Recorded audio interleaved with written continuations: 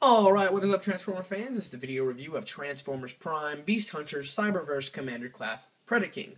So here he is in his dragon mode, and he is primarily orange and black with silver detailing, as you can see here. I just want to go ahead and get this out of the way. This face sculpt is absolutely terrific. That looks like it jumped right out of the show, and that is so very cool. Pull him back. You can see he is primarily black on the body with this yellow detailing from robot mode. And he's got the dragon arms and stuff are supposed to be kind of orange. I wish the wings were outlined in black because it would break them up a little bit. But that's fine. His wings are articulated on these ball joints, so you can kind of, with whatever range you want, you can kind of play with these wings and get him what you want to do. I kind of have him with the static wings. So... his legs, this is one of my major gripes. He's really stubby in the legs. He's not tall. He looks really stubby and preschool-y, if that's an adequate description. Adequate. So,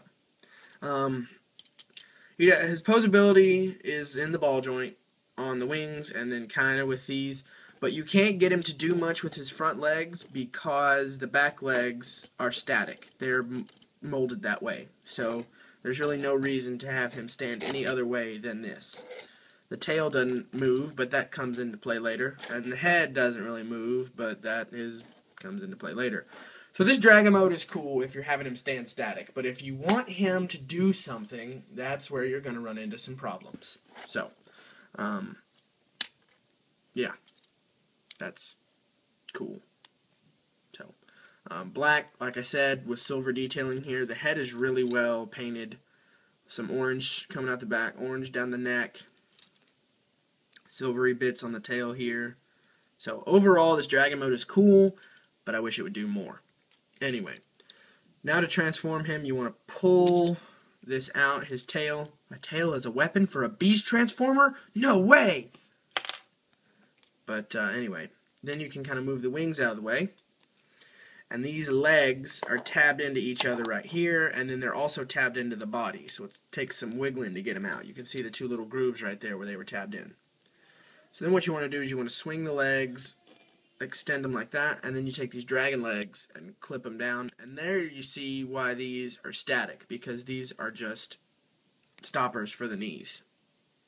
Come on, Hasbro, I need some articulated dragonness. And anyway, you flip the feet out, and it extends this really big heel. And you can just kind of straighten up the legs right there. And then these shoulders raise up, and they kind of click into place, but not really. And then you take the arm and extend it down like this, and this is kind of neat. The dragon leg kind of closes up, and the dragon foot fills in that gap on the arm and reveals the robot mode hand. The robot mode hand was the heel. So a dragon little foot there. And then finally you take this dragon head piece and it kind of pulls off. Then you split Predaking's skull in half like this. Kind of angle him out to the side.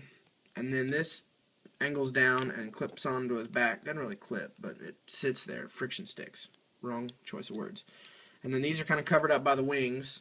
Then you take his head and you rotate it around, and there you have Predaking in his robot mode. So, this is the transformation that the instructions say to do. It is a misassembly that these dragon heads can be up over his shoulder. There is literally no way to have his dragon head sitting over his shoulder without having this backpack piece like that. And they're not even sitting fully over his shoulder. So, that is the only way you could have the dragon heads even remotely looking over his shoulder. Unless you wanted to give him a giant dragon head thing peeking over his back. So, they do kind of splay out down here and look like they become part of the wing. Unfortunately, you have to have the wings down, but you can raise them if you want. If you're comfortable with having, you can kind of work it into the groove right there where the dragon head is.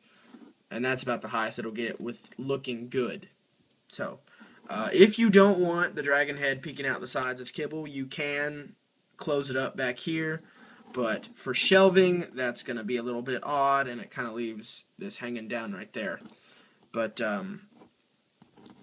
there's lots of things you can do with that dragon head. I kind of wish that it would store in a little bit of a different way, because it's really intrusive right now. It doesn't really help anything with it being there. But anyway, there's Predaking. He's really big. Here he is with Megatron, and as you can see, him and Megatron are nearly the same height. And Megatron is a big toy. So, somebody just screamed, and I don't know what in the world is happening. I bet there's an axe murderer. But, anyway, his tail is his gun. You can tab it into his weapon, his hand right there.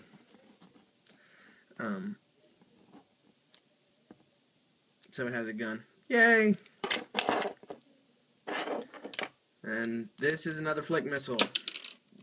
Why? They don't need missiles. What? But anyway. Wait a minute. Wait a minute. Wait a minute. Wait a minute. What just happened here?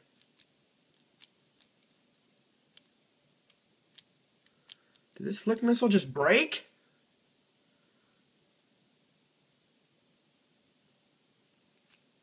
Oh. Well, no. Yes. No. Yes. I fixed it. I fixed it. Okay. Anyway. Articulation on this guy. He's got ball jointed shoulders, and then there's kind of that shoulder rock. He's got... I don't know why this is articulated, but that happens. He does have a nice swivel down here at the elbow, and another elbow bend. His head can look left to right. Nothing at the waist, but he does have ball-jointed hips and a knee bend. If you want him to bend further at the knee, all you gotta do is move those dragon legs up out of the way, and you can do that. Toes, bend, wings are articulated, head back there is articulated. So, anyway, beast mode is nice. Beast mode is nice. Robot mode is definitely where this thing kind of shines.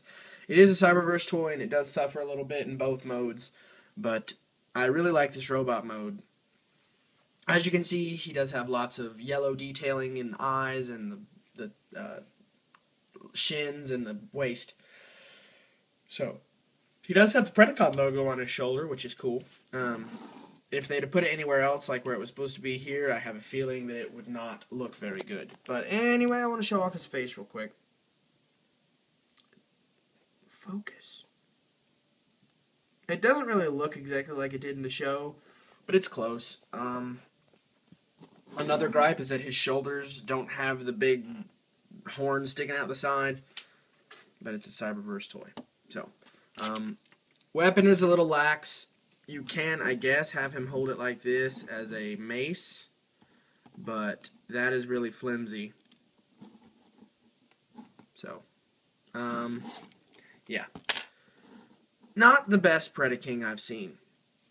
It is a Cyberverse toy. I do have to cut it some slack, but it is not the best Predaking I have ever seen. The Voyager is a pretty good job, and then the Ultimate looks awesome. But those are different price points with way more engineering in them. For the size, it could be a little bit better, but it is adequate for the size and the price. So if you're collecting Cyberverse, and if you want Predaking, I would recommend you picking them up. So, anyway, thank you for viewing this video, and goodbye.